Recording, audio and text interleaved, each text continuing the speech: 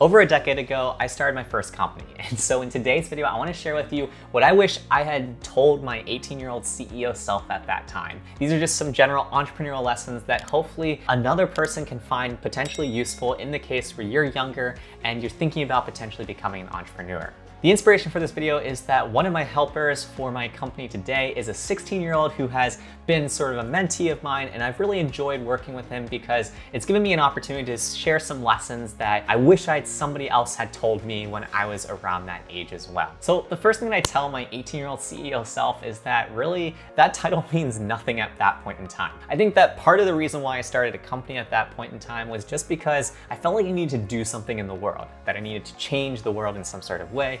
And really, it didn't really matter at the end of the day. Like, ultimately, I was way too young at that time to really understand what the title of being a CEO meant. And I think we're in this sort of cultural time period where everybody's kind of a CEO. You see every single week on Shark Tank some sort of 7-year-old that's the CEO of their business.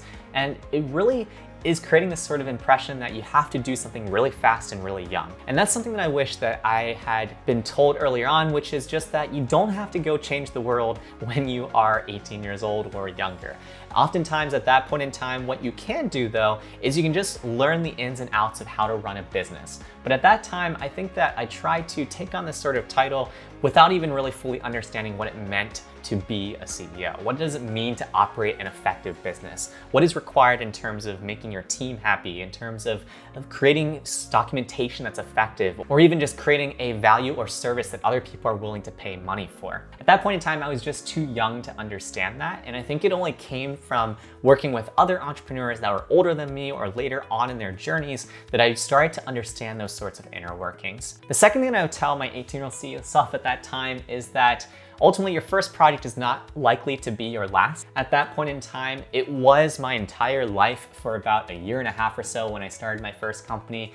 All of my waking hours are spent trying to build this thing from the ground, and we achieved some sort of form of success in which we did go viral for the thing that we did. Now, that being aside, at the end of the day, everything kind of comes and goes, especially when you're in that sort of phase. It is typically going to be rare to find something that you are willing to stick with from the time in which you are in either early high school or early college, all the way through your adult life. It just doesn't typically happen statistically. In many situations, you're going to run from different projects to other projects. And so what I wish I had told myself at that time is, it's obviously important for you to take things seriously since you want to be successful in this thing that you're building, but at the same time, don't take yourself all that seriously too.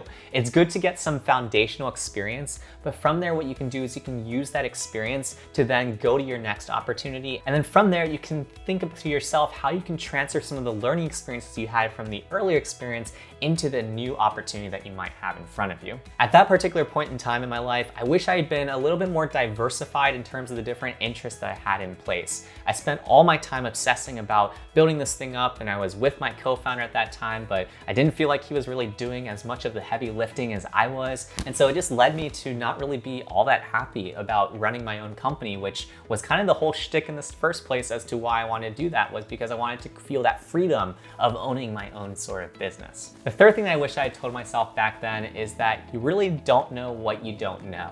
And what I mean by that is oftentimes you can spend a ton of time coming up with some sort of offer or service to sell, but until you actually get in front of potential customers and talk to prospects about the sort of pain points that they're facing, you don't actually know how they want to be sold. And the best way I can explain this is, at that point in time with my company, we were selling these sorts of credit packages that people could use for our professional services that we were offering, and nobody was really buying them. And it wasn't until I started actually talking to my prospects at that time that I actually learned that the reason why they didn't want those sorts of credits was because it was confusing and they didn't really know exactly how these sort of credits could be used for our services. So instead, I just repackaged the offer a few different times, and from there settled on a set number of hours of services and things like that, and it became much easier to sell our services. So the other thing that I tell myself at that time is, don't be afraid to test different offers, especially when you're in the early stages of building whatever it is that you're trying to sell. The reason why is because if you don't test what's resonating with your prospects and what isn't,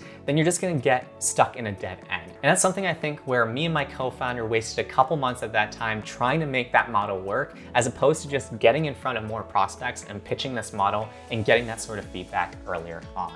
The fourth thing that I wish I told my younger self when it comes to entrepreneurship here is that it's not the end of the world to go work for somebody else either. I think at that point in time, I'd gone through a summer in which I was reading all these different entrepreneurial books. I was reading Delivering Happiness by Tony Hsieh. I was reading all these different $100 startup books and things like that that were very inspiring.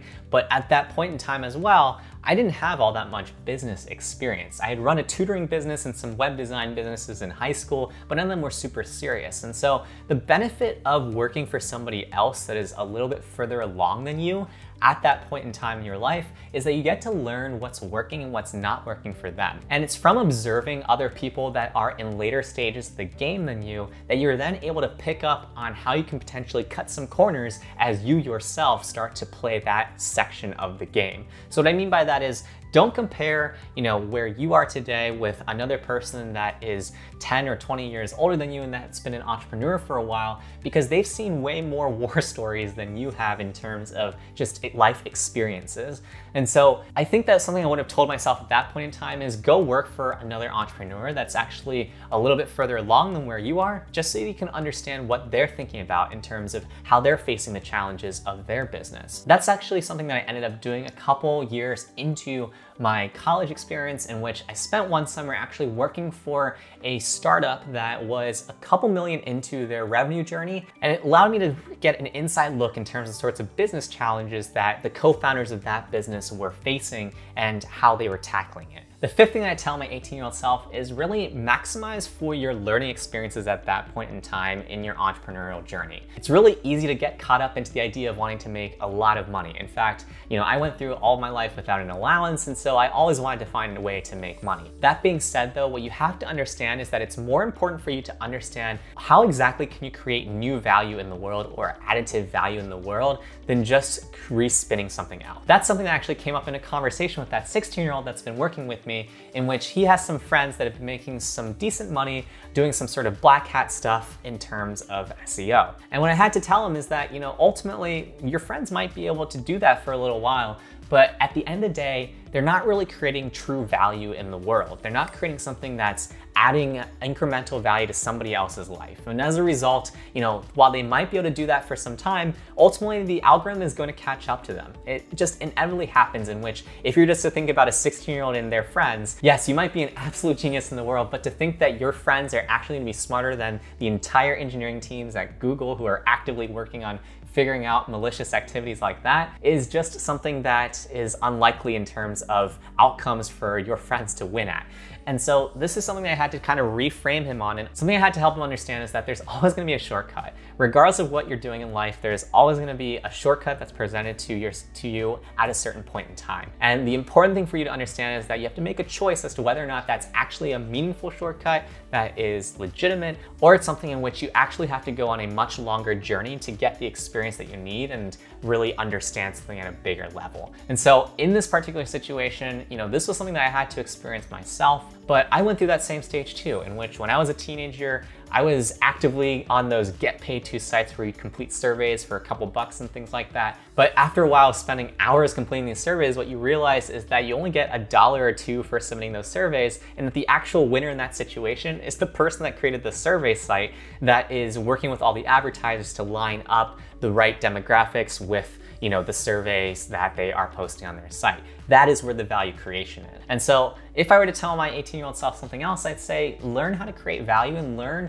that to take the journey to and appreciate the journey for what it is. At the end of the day, I went through most of my early high school, college days broke. I had a couple $100s in my bank account, but it was through just experimenting and maximizing for learning opportunities and appreciating the journey along the way that I started to see more successes on all the different side projects and actual jobs that I ended up taking. So that's something that I definitely recommend, which is don't be afraid to just take a step back and reflect on the journeys that you've taken and the learnings that you've had along the way. Oftentimes, the journey that it took to get you somewhere is so much more valuable than the actual outcomes that you experience. If you want a great book recommendation for that, check out Paulo Coelho's The Alchemist to read more about that. That's all I got for you today. Hopefully, if you are a teenage entrepreneur or just a younger entrepreneur, you got value out of these lessons. And in the case where you did, hit that like button below to help other entrepreneurs find this video too.